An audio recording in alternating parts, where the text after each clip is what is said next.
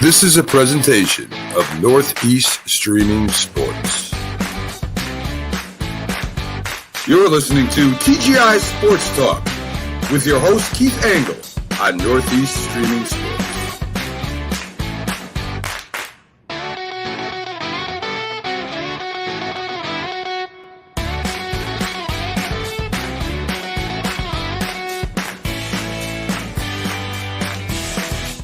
Good morning, everybody. Keith Angle, TGI Sports Talk. Are you serious? Already had some Are You Serious conversation this morning. We welcome everybody on Facebook, Twitter, YouTube that are watching live this morning. Guys will watch this later on, whether it be replayed here on Roku or not. Welcome. As I said, we've had some interesting kind of Are You Serious discussions in chat today about Aaron Judge versus Otani. It's scary, but everybody's entitled to their opinion, right or wrong, including me. I don't know that we're going to get into that today. We'll talk some college football and the playoff rankings. The Mad New Yorker, Carlos Chavez, will join me here in just a second. Where's this? So we'll talk a little bit about the playoff rankings, the relevant games this weekend. Still, while it's not a great slate for games, there's some very important games being played. We'll kind of go through those. We'll talk about the NFL, and the playoffs were to start today, which of course they don't. There's 8 weeks to go. We'll take a look at who's in, who'll stay in, who might move out, and in. And then maybe we'll talk a little about the NBA. I mean, I'm having trouble getting excited about the NBA. I know the Knicks are 8-7. It's just so hard for me to watch today, and I'm going to let Carlos take the lead on why. What are the storylines? Why should we be watching the NBA at all? So anyway, we'll talk about that. And who knows, if Kenny comes in, he may derail the conversation with Aaron Judge. Who knows? Good morning, Carlos. Good morning, everybody. Happy Friday. Great to have you with us again this morning. Your alarm clock went off. No, it wasn't. It's been crazy the last few weeks for all things. Yeah, well, now that the holidays are coming in, you got to start getting on a better schedule. You know what I'm saying? Believe me, I know. I am a creature of habit and routine, and my routine has been off with vacation and being sick and work and other stuff going on. And man, I am just like out of sorts. So I get it. As I said, we're going to talk about some college football, some NFL, and some NBA. Trying to get excited. Maybe you can get me excited today. We'll see, or you'll just piss me off. We don't know yet. But let's start with the college football first. All right, Carlos. We can talk a little bit. I know that you were participating the other night. As far as the rankings go in general, I don't have any problem with where the committee is. The top four are undefeated. How can you argue? They're all in their conference. Well. Yeah, TCU. They're all in their conference championship games. As far as below that, as I said, it doesn't really matter to me. I think if you win, then you're in. If they win, they'll probably get in. I mean, you might have some debate over the Pac-12 champion, I suppose, if it's USC, depending on what happens in the SEC. You could have, and again, from watching the show the other night, I'm kind of rooting for chaos, a bunch of one-loss teams vying for that last spot. What are your thoughts overall on the poll? I mean, the poll, it is what it is. The teams are standing tall because of the situation that they're in. They're winning, and that's a good situation to be in.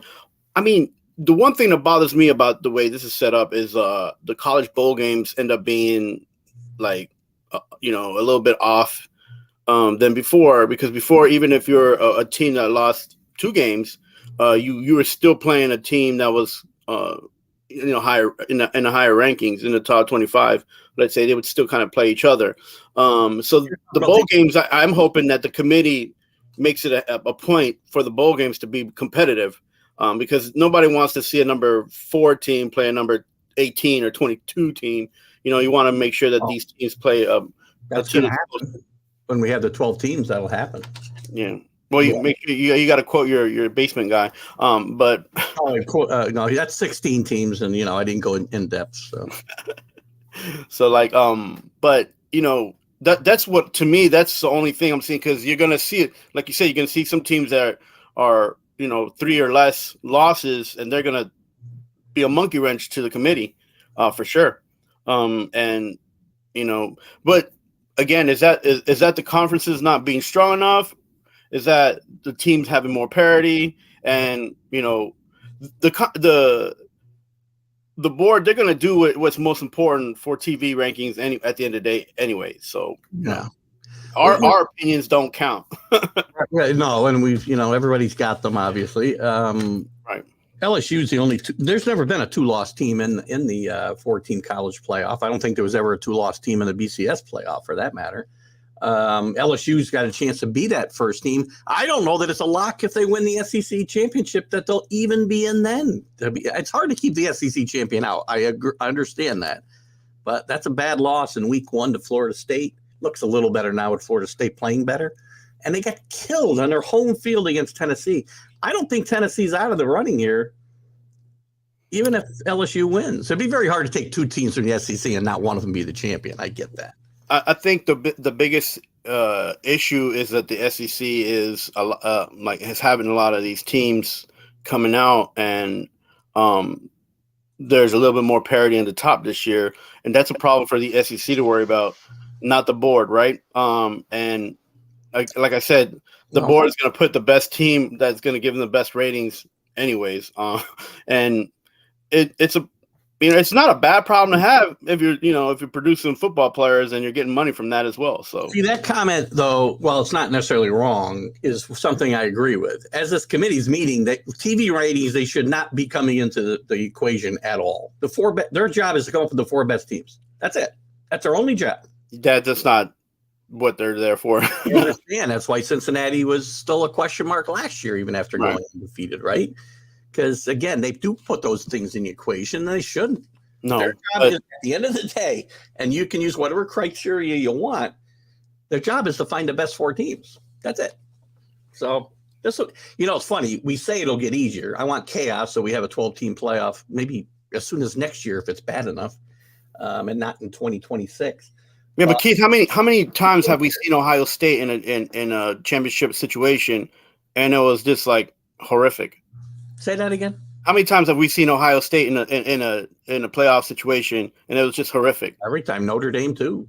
And then Notre Dame, another team, yeah. So, and the problem is that these are huge schools that demand a lot of money and have huge TV contracts. I mean, they also put viewers in front of the TV, which is, to your point, right? It does come into the equation. When we get to 12 teams, there'll still be arguments about who's 11 and 12.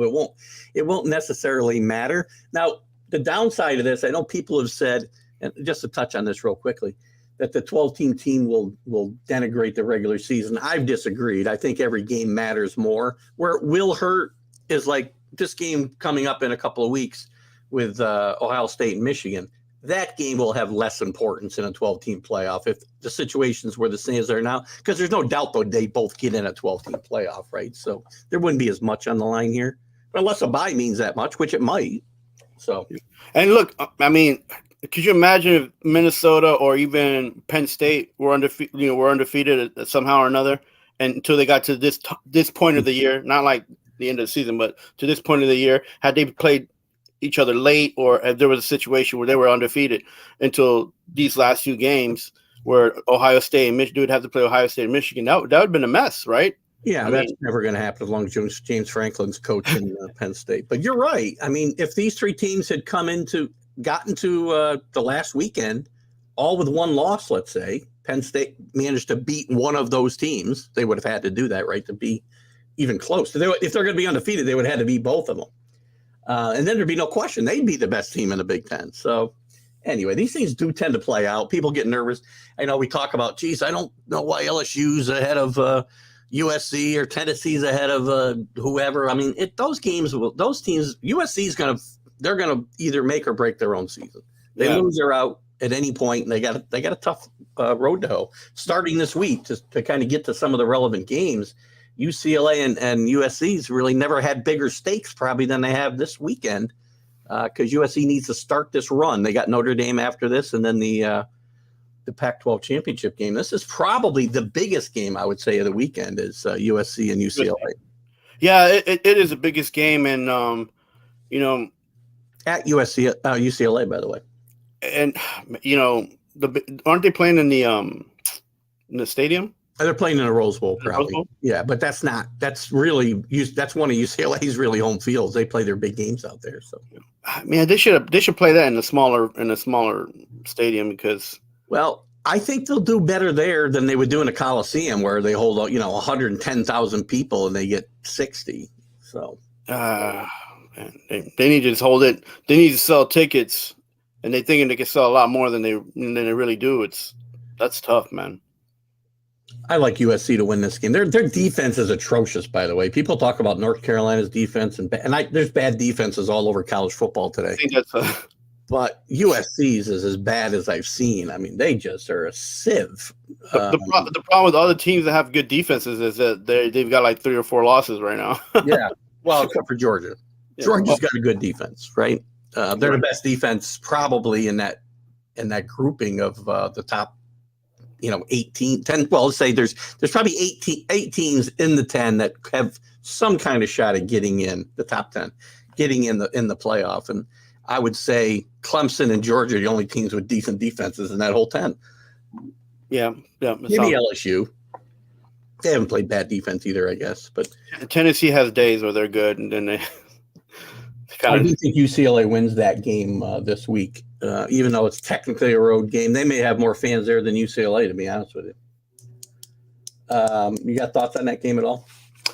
I see USC coming out. I don't like how UCLA doesn't step up to. I mean, they play a decent game, but they don't step up to their challenge, the challengers or the competition, and that's something that worries me about that team. And we got to see what happens, right? And the best thing for them is that they stay home relatively close to where they, practice stuff. So, and the weather will be okay.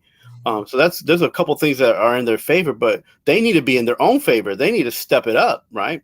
And and if they don't, they don't have far to go to get home. So we'll stay in the Pac-12 for a second too. And this game's not relevant as far as the playoff chase goes, but it's relevant for the Pac-12 championship game. The other big game out there is Utah going to Oregon. Utah was mine and a lot of people's, outside shot at the playoff, and they blew it early against Florida. And they've got one other loss as well. Going to Oregon's been a tough challenge for people, except for Washington last week. Oregon's defense also not very good. What do you see happening here? I think Utah could go there and beat Oregon this weekend again. Yeah, I think I'm on the base that Oregon has an okay defense. They're young and they're fast, but that's one of the problems is that they're young and they're too fast. So they make a lot of mistakes. They overcommit. So, but that's because they're young and they're eager. But they're not bad. They don't bend as well because they're not seasoned. They more break than bend. And Utah, the thing with Utah is that Oregon will be able to compete with them defensively because Utah's a little bit older, right? They're the one team in the Pac. They're always older, yeah. They're a little bit older. And that so they're more they use the clock a little bit more. They try to run more plays, and that's how they wear a lot of teams down. With their football knowledge on the coaching side and their players being a little bit older and more mature. But it's not going to be an easy task for Oregon, even if they're playing Utah up there. So they have to be careful with this game. Listen, Oregon was rolling till Washington came in last week, and this isn't a bad Washington team, as we know. They've only had a couple of bad missteps, but I'm wondering if the Oregon team isn't maybe affected a little bit by the Dan Lanning rumors in Auburn. You can't help but wonder: are we going to lose another coach? They've lost a few coaches after 1 year recently. So yeah, and you remember last season I was talking about what's going to happen with Washington, what's going to happen with Washington, and this is one school that benefited from the transfer portal. that's benefited from the coaching moves, that's benefited from being in the Pac-12. Like everything came and worked all its way up to help this the group, the management group, the sports management group there in Washington, and they're doing a really good job with everything they've done there. And it's good to see them be contending again, because they usually are contenders annually. And kudos to that university and all their administrators. So, for Oregon, their administration has got to be, at a loss for words. All of the amount of money that's been put into the program, just sign the coach and make a deal like a Saban deal. Well, he's got a long-term contract he signed, but contracts are only, they're good as the piece of paper they're written on. It's terrible today. The coaches just come in there for 1 year. And I'm not saying Dan Laney's going to leave. He said he's not going to. He's not considering a job. Well, what else is he going to say? Right. Now, if he walks away, there's no repercussions for coaches for walking away. But Keith, the problem isn't for him walking away to find another coaching job. The problem is that the Pac-12 is falling apart. Right. Exactly. It's a good point. I mean, TV deals. It's not that the school's doing bad. It's just the school's in a precarious situation, and it affects their recruiting. And affects their, what's going to happen as far as TV deals. So these things that students shouldn't have to be worrying about are things that students are worrying about, who or their parents on where their kids are going to go to school and have a better shot of making it in the NFL. So yeah, let's move on to the teams at the top. I mean, in the top couple of teams, Georgia's got going to Kentucky now. Georgia's played really good football. This is a place they better be careful. Kentucky has had a bit of a disappointing season, but they got a veteran quarterback in Levis, and a guy who's going to probably be a first-round draft pick. They've got some problems on their offensive line. They've had injury issues. They've had some bad losses recently, but this is a dangerous team to be playing. And this doesn't eliminate them, obviously, because they're going to make the SEC championship game, and winning it, they're still in.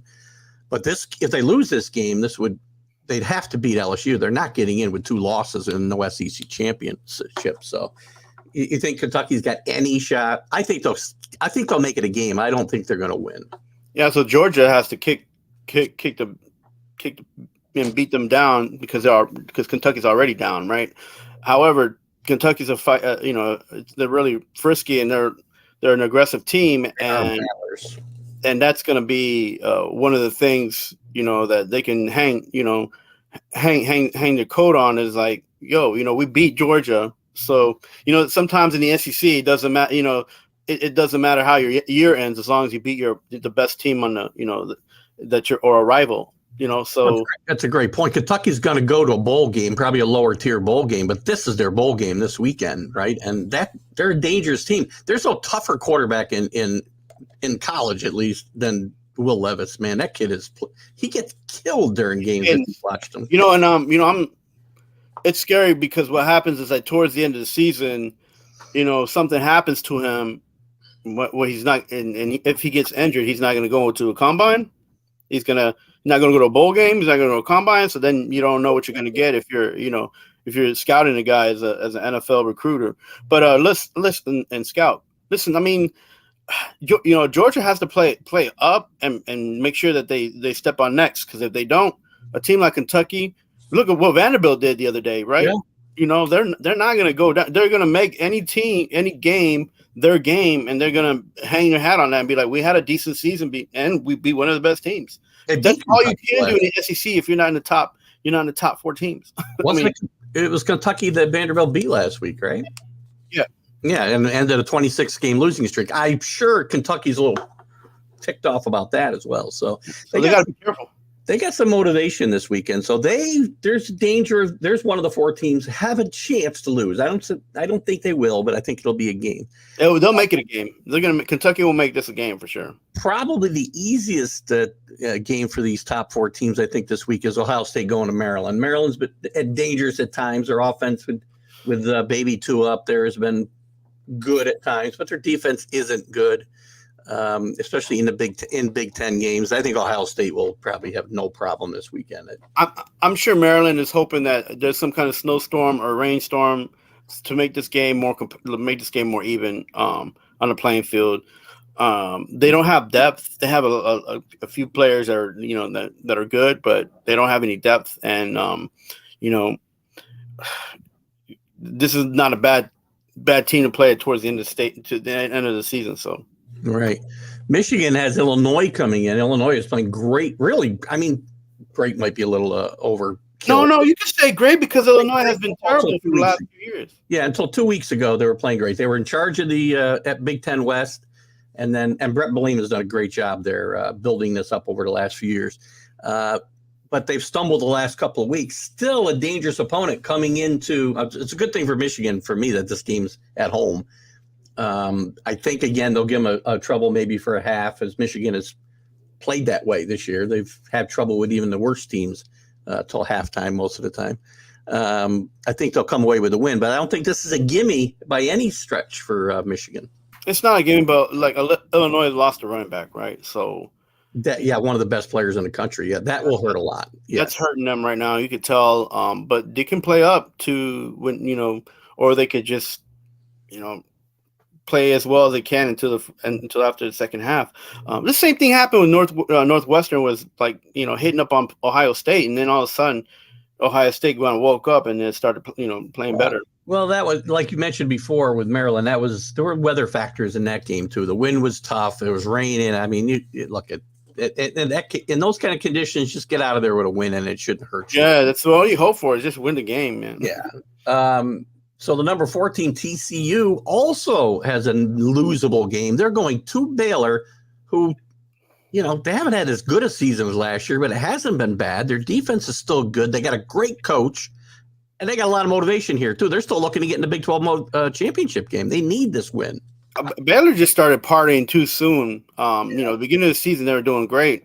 And I guess it got to their heads. But they need to come back down to reality, and they need to beat TCU. And the team that they could beat right now, that's the best team right now that they could come in and beat and say that they had a good season. And then also, for their own championship series, right? So, TCU has to be careful, man. They're coming off a tough game at Austin, and barely skated through that game. So this is not going to be an easy fight for either team.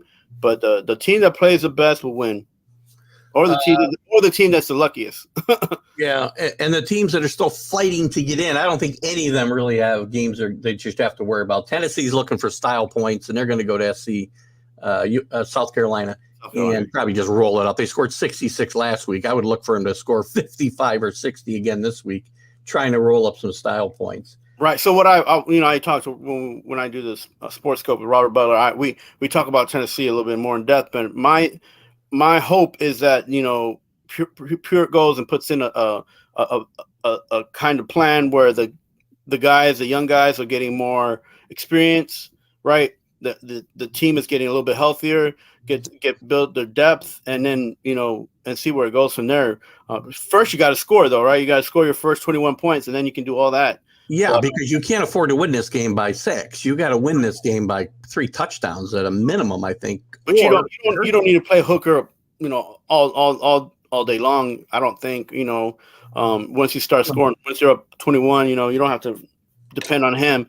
You just have to make sure that your defense is playing well and your offense is, doesn't give the ball away. Just work on a time of possession, because that's something that they've been struggling with anyways, time of possession, because they can score fast. Yeah. Your defense is good, but the problem is then they're finding an unbalance of that because they're scoring too fast, and then their defense doesn't get enough rest to come back and be as good as they can be. So that's something that with a game like this, Pruitt can put a plan together, and South Carolina's going to have a tough time. But that's good in a sense to get these guys ready. Your coach Pruitt got fired a couple of years ago. Not Pruitt. I thought you said Pruitt the first time. I should have corrected. Yeah, I did. I'm sorry. If Pruitt were the coach, you wouldn't be sitting in the position you're in right now. So. Oh my goodness. Now, so Tennessee's got to win big these next couple of weeks, because they don't have a championship game to play in. So. Right. It's going to be it's important that they get ahead, and maybe they can do some of the things you talked about. Also in the SEC, LSU, who's in the championship game, they can't afford to lose. No, they have to win out. If they go into with 3 wins or 3 losses, even if they were to beat Georgia, they're not getting in. I don't think, not with 3 losses, and they're playing a UAB team that's that's much improved. But this is a big step up in competition for UAB to play at LSU, no less. Yeah, Birmingham has had teams in a few years. It's like every 3 or 4 years they have a good team, but they're not slouches for no doubt. So a good football team, but they're okay. They're always been competitive, so they have to be. You got to be careful with these kind of trap games, man. These small schools sometimes, you think they're small, but they play big. Yeah, well, the whole SEC, except for Georgia's playing like cupcake U this week. We know that. So, two other games that do have some influence on the polling. Clemson's going to have Miami at home. Miami's been a mess despite their 45-3 win last week against Georgia Tech. They've been a mess most of the year. I don't see any way they're going into Death Valley and Clemson and winning this game. No, and you know what? I think Cristobal is. I'm not saying he's throwing in the towel, but he sees that he has a lot of young players, and he's just going to let them play and get experience. And that's the best thing he can do right now, so that he can set himself up to see what he's going to have next year coming in, as far as the new recruits and the transfer portal. So all that money and all that news about what they were doing over there, it kind of caught up to them. Again, you can have all the talent in the world and you can be paying money, but you got to put the results come on the field. They don't come out on the paper. So I think they ought to be playing these teams early in the year. That's all. We shouldn't be this deep into the college season and seeing Alabama playing Austin Peay. Sorry, we shouldn't. Yeah, and it used to be like that, right? It used to be that in August and September you played the smaller teams, and then come late September, October, and even in November, you're already playing your conference schedule. So. God, I'd rather see these teams have a bye week than that. One other game that does have some relevance, again, Carolina's ranked 13, probably very little shot unless there's a lot of chaos above them. If they were to win the ACC championship with one loss, they theoretically could be in the conversation depending on what happens above them. They got Georgia Tech at home this week. I don't think there's any chance Carolina loses this week. I think they finish with one loss going into that ACC championship game in a couple of weeks. Yeah, and then Georgia Tech, I'm sure is going to give them a battle this year. They played better. They've gotten better. Remember, I talked about Washington and Georgia Tech. I was talking about them last season, like what's going on over there. It's good for Georgia Tech to be turning over a new leaf, but that they as long as the game's competitive for them, it's a plus for that team. Well, since they fired Jeff Collins, they had played competitive football until last week when they got blown out by Miami. Not a good Miami team either, so that doesn't bode well. So, with all that said, we can go into next week after these games are played. Are we going to see changes at the top? I say yes, because I think TCU loses. I think TCU loses too. I think the other three teams win. So I think TCU will now have a very interesting the committee will have a very interesting choice about who moves into number 4. I think Tennessee will move into 4, LSU will move into 5, and TCU would drop down to, and maybe as far as 8 if you see. Yeah, I was gonna say, if they lose to Baylor, they might drop down. They won't drop out of the top 10. They won't drop out of the top 10, but they'll be closer to the 10 than they will to the 2. And I do think this team would have trouble getting in with a one, even if they win the Big 12 with one loss. I think they're going to have a little trouble. They're going to fall into that bucket with Tennessee now, and we're going to start comparing schedules and everything else. So I do think we have a change in the 4 this week. So we agree on that. Look at that. Yeah. Who do you think's moving into 4 then? You think so? Let's just look at the top 7 because that's the teams that we're talking about. I say it'll be the same 3 teams at the top: Georgia, Ohio State, Michigan. TCU drops out. We're going to move Tennessee up to 4, LSU up to 5, USC up to 6, and then I think you'll see TCU at 7. Yeah, so I think Ohio State will drop, and because they're not going to win. It's Michigan State and Ohio State, right? No, that's next week. They don't play. I'm talking about So I'm this week. Next Tuesday. So this week will be TCU falling to, I think, 7 or 8 maybe. Well, you got a point. As I think about it, as I said that, where did I say they were going to be 7, right? Yeah, I don't think Alabama goes. There's no sense of ranking Alabama ahead of them because they can't make it anyway. Right. But Clemson and North Carolina stand to maybe have a chance to jump this week with big wins and a loss by TCU. So that's the 3 teams to watch for maybe. And another thing is that they're trying to push these ratings up for the ACC, man. and it's. But I don't know if Clemson's good though. So I think Clemson right now is underrated, flying under the radar. Clemson is good, yes. And I think it's going to be a sneaky team in this whole tournament of champions. So we got to watch out for those. Best thing could happen to Clemson, besides them running the table and win the ACC championship, obviously with one loss, is going to be Notre Dame continuing to win and play well. They've played very well the last second half of the season here. If they continue that and win out, they'll have beat USC. I don't know who they have this week, but they got USC in a couple weeks. So they got a couple good games left ahead of them. And that will help Clemson in the long run as well. Yeah. So let's move on to the NFL. They play Boston College. That's what Notre Dame plays, Boston College. Oh, Boston College this week, right? At home, right? I think that'll be a win for them. I'm BC's been a bit of a disappointment this year in the Big East. Sure. ACC rather. Big East. I went back in time about 10 years. Back in time to Doug Flutie days, man. I didn't go like that far, but not a name I'd like to hear, by the way, just as an aside, because he came to New England and kind of ruined a really good team once he got there because everybody wanted Flutie to play. Don't get me going. He's a good guy, though. Looking at the NFL now, and we know the standing. We know that we got 8 games to play, or 7 games to play, depending on who your team is. Mm-hmm. But we're starting to see. Let's just look at the playoff picture as it stands today. We've talked about the chances of the entire AFC East being in. Well, as the playoffs started today, they would be. Every team would be in. That's crazy. The Chiefs would be number 1. Dolphins would be number 2, winning the East. Titans would be number 3. Very surprising.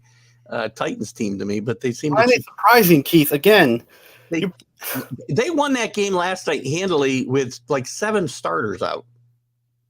Or I know. Say starters, significant contributors out. I keep telling you this, and I'm not. You say you're not down on Vrabel and you respect him, but it's almost like you don't respect him because every time they put in a team. I'm down on their quarterback. They don't have a quarterback that can show he can win a big game. Show me one big game he wins, and I'll maybe change my mind. Again, he's like the Stafford. He's like anybody else. He just needs one game, and he needs to play well during that game. And last season, the best wide receiver in football and the best running back last year, and he couldn't win the big game because they didn't play together the whole season. They didn't?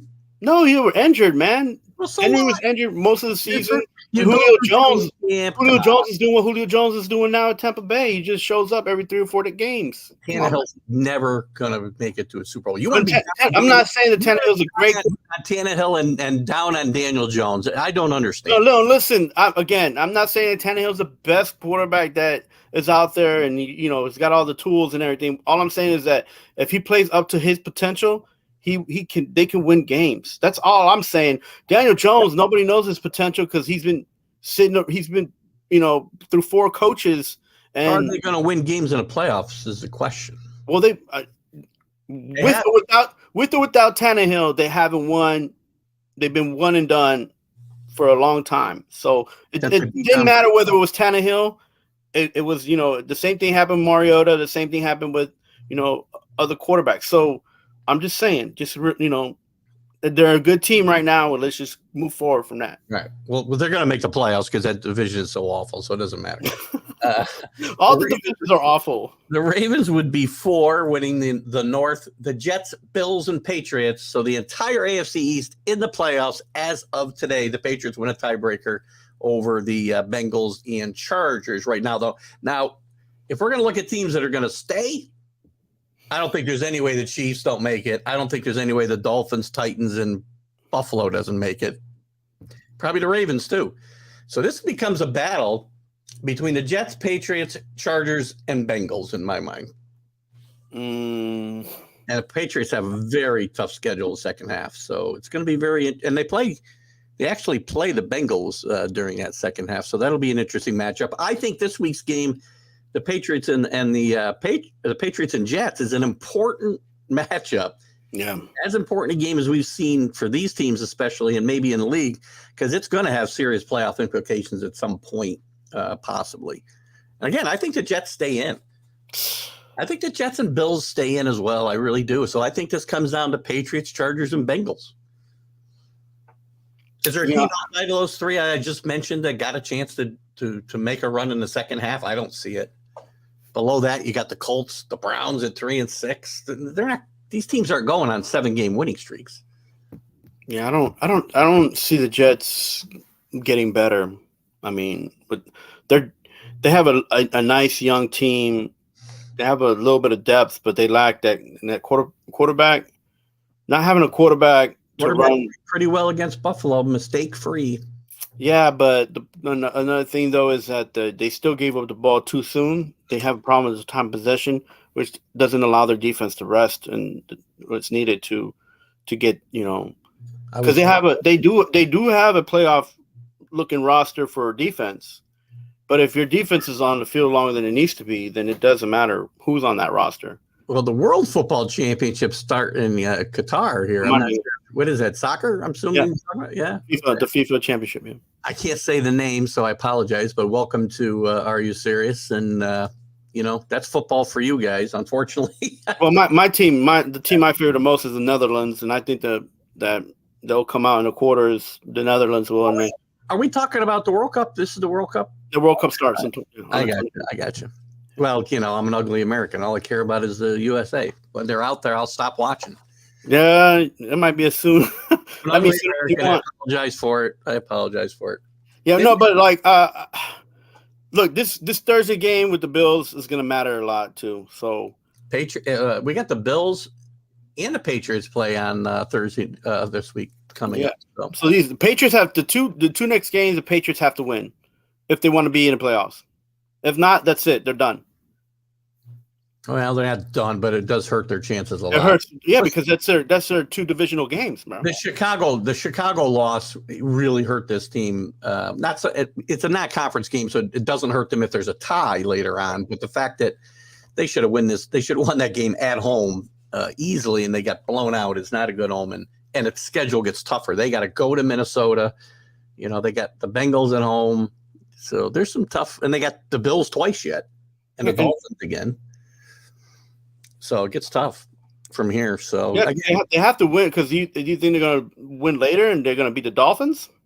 They get the Dolphins at home, so that's a plus. I love the way the NFL sends every year. It sends the Patriots to Florida in September and sends the Dolphins to Foxborough. And they do that on purpose, but it doesn't affect them if the players are love it. From the Big East and all those cold schools. So all right, so from those 7 teams, who are you going to drop out of the playoffs and who are you going to put in?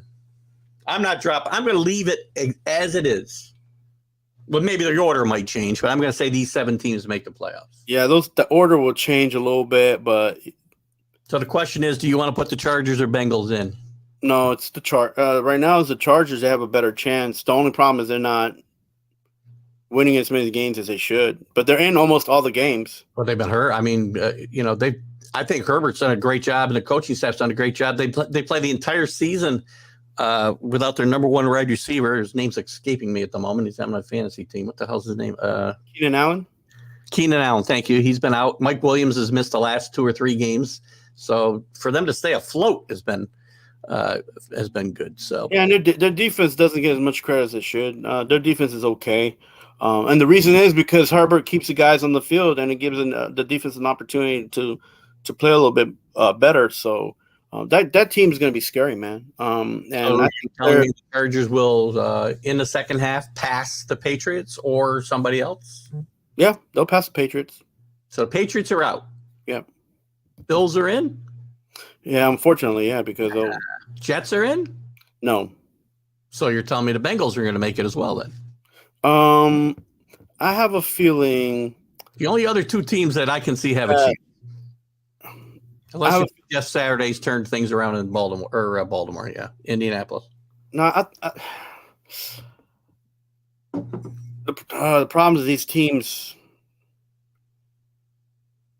Everybody has an opportunity, man. They do. Not everybody. I think there's 9 teams in play here for 7 spots. And it's going to be up to the Patriots to be able to hold off the Chargers and Bengals. I think the Jets are golden. I really do. They're going to win 3 more games. 9 wins will probably get you in the playoffs. I don't know if they can win those games, three more games, man. Come on. They got, let's see who they got left here. Hold on. Let's take a quick look here. Where's my, here we go. Jets.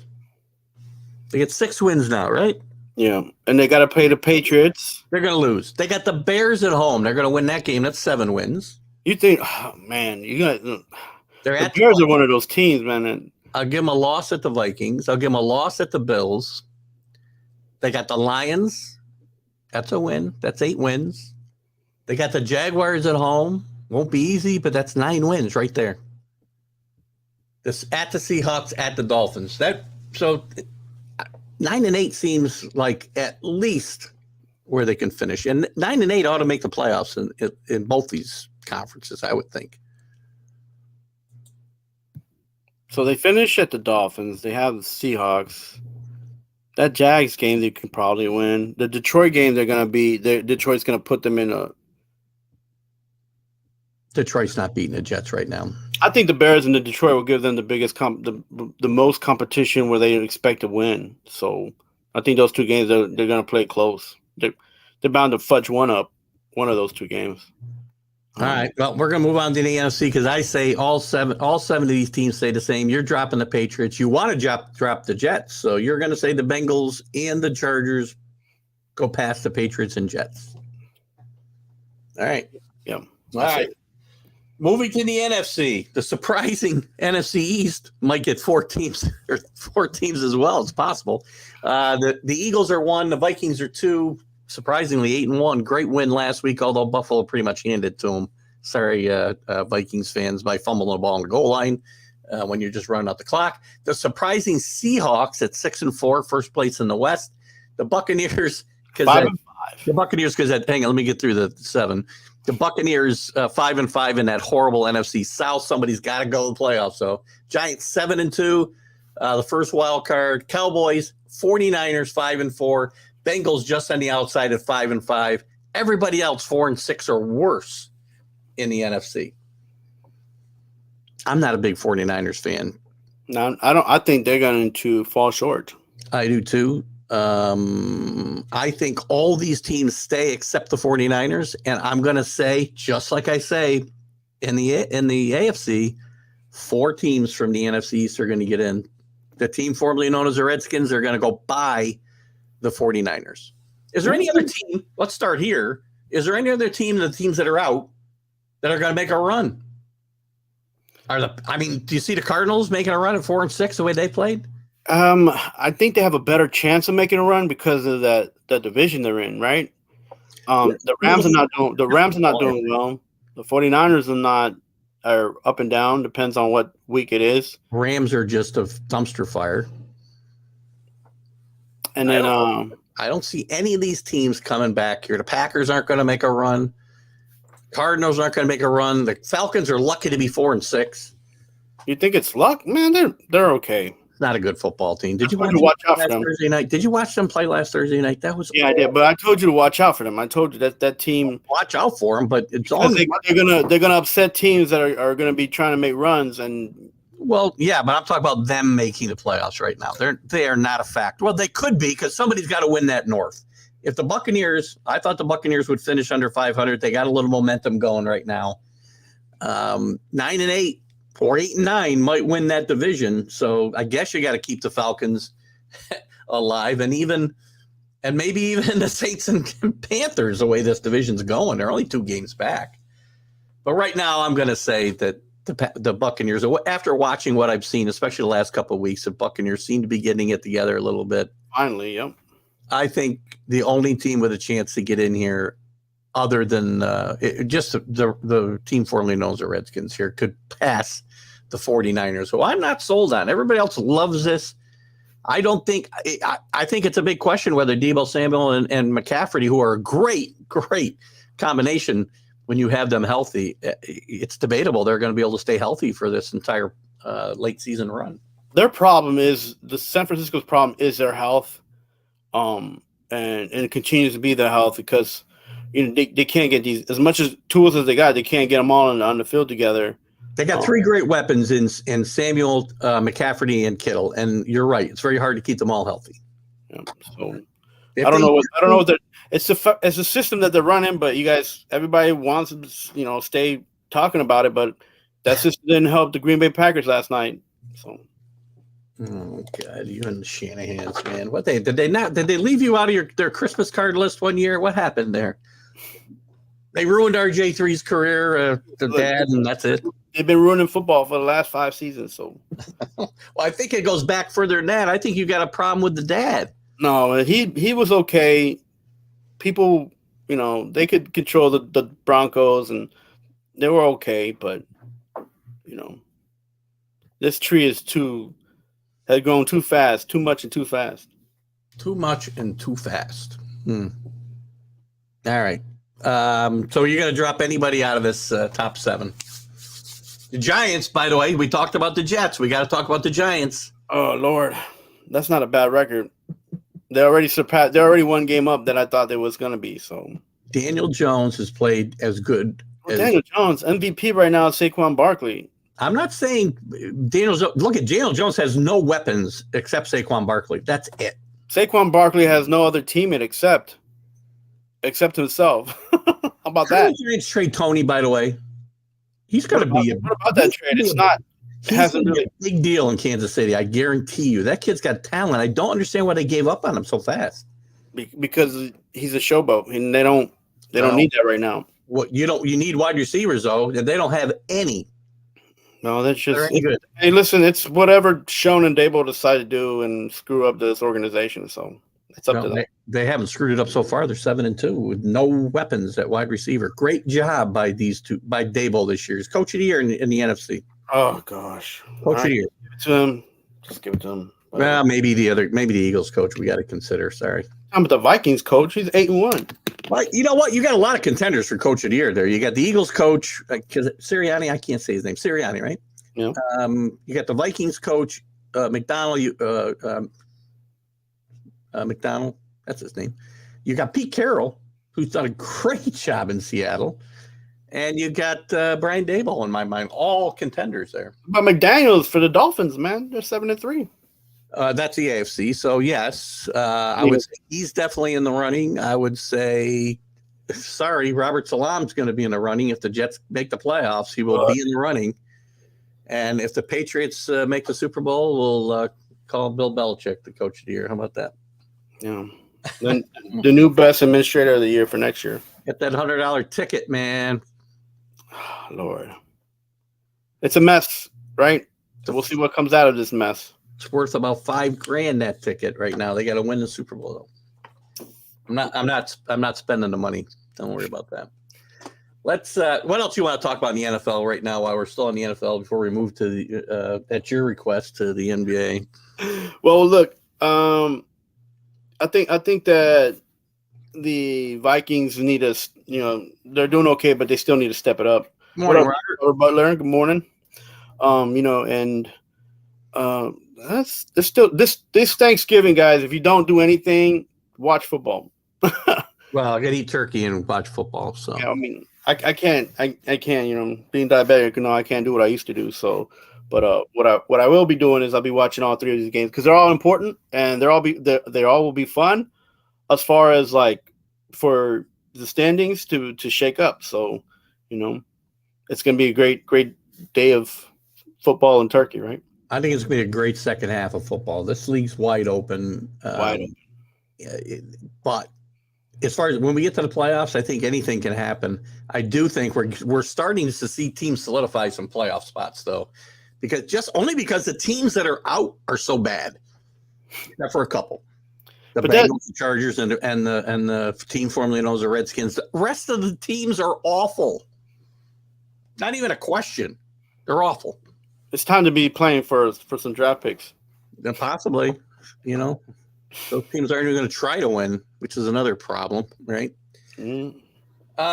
Let's move on to because I guess I got to do this before we run on totally out of time. I was trying to drag this out a little further so I didn't have to get into it. But we're going to talk now about the NBA, which again, I'm a Knicks fan. We know that they're 8-7.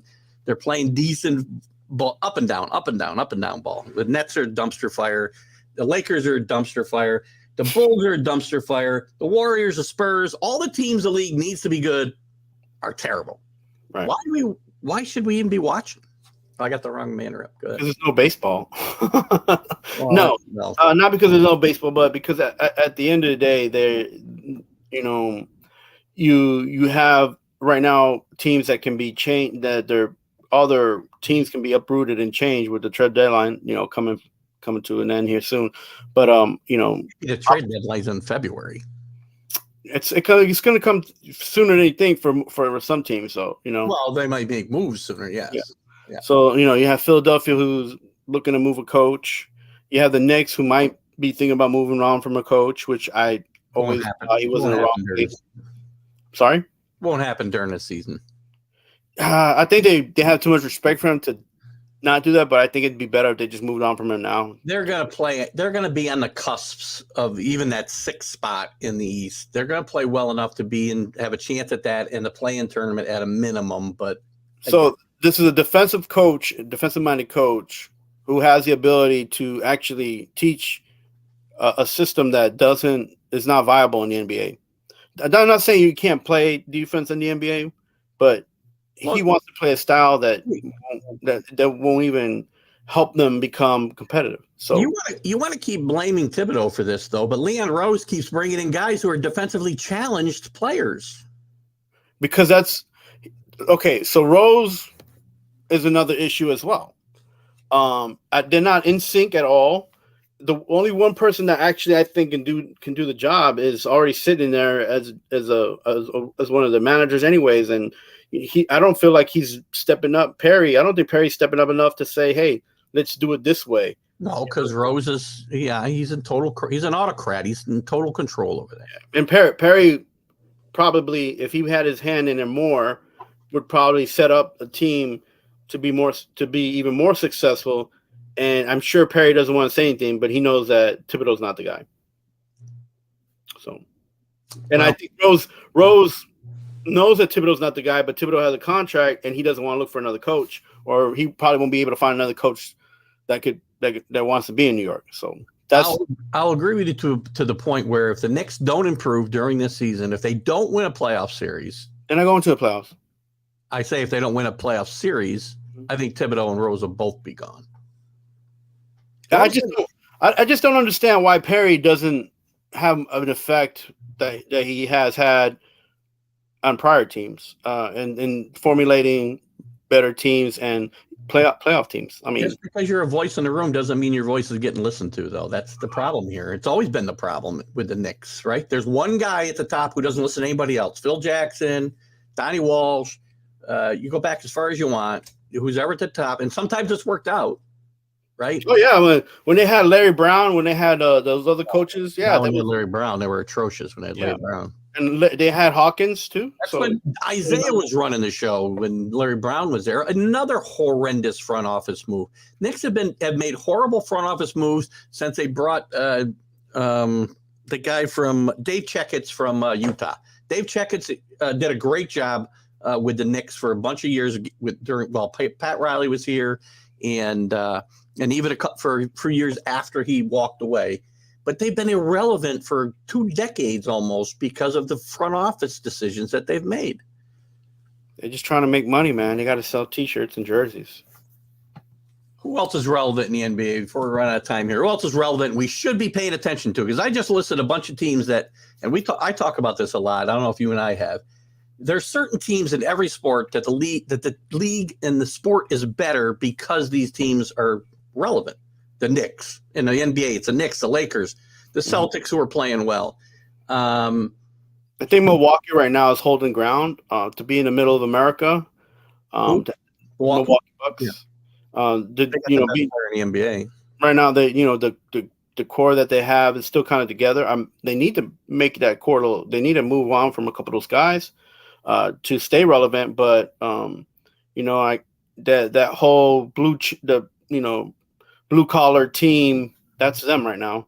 And then you see in the West, you have the Jazz and the Suns, and they're they're young and fast, and so the Jazz tore things down a little bit, obviously trading their best 2 players, and I thought they'd take a step back here. They're playing really good basketball right now at 10.